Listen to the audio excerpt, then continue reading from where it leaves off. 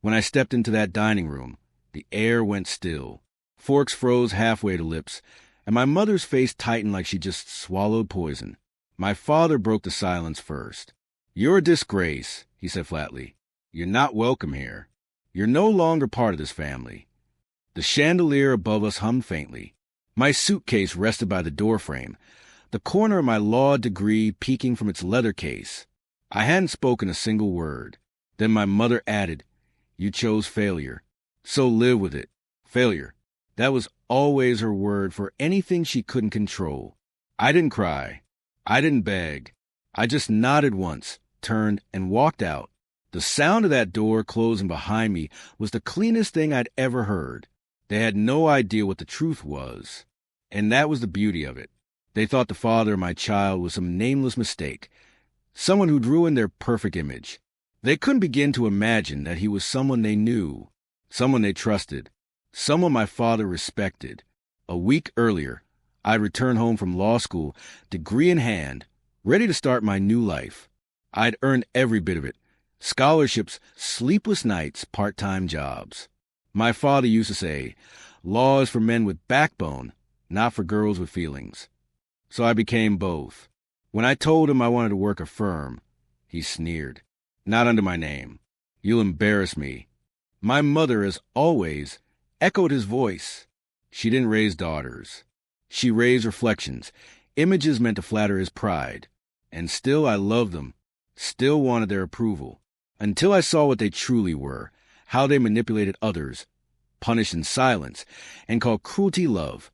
I should have known I'd be next. The betrayal didn't come from a lover. It came from my father's business partner. The man he admired most, wealthy, arrogant, and married. He'd mentored me during my internship, praised my intelligence, my promise. I didn't see the danger at first, the way his hand lingered too long on my shoulder, the way he said, "You remind me of myself," only smarter. When I told him I was pregnant, he didn't panic. He smiled. "Don't worry. I'll handle it."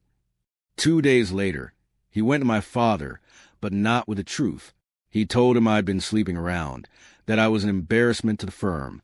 My father didn't ask for proof. He didn't need any. The word of his partner was law. That's when I stopped being their daughter. Revenge wasn't a choice. It was a craft. Cold, careful, precise. While they were throwing me out, I was already preparing. Not in court, but in silence. I had every message, every photo, every timestamp. I knew about the offshore accounts funding his wife's charity, the fake invoices my father had signed. I had the evidence to burn them both. So I waited. I took a job under another name at a rival firm, kept my head down, learned their weaknesses, collected more proof. For 9 months, while they ignored my calls, I worked. I built. I prepared. And then I gave birth, not just to a child, but to my weapon. My son wasn't a mistake. He was a living proof of everything they tried to hide.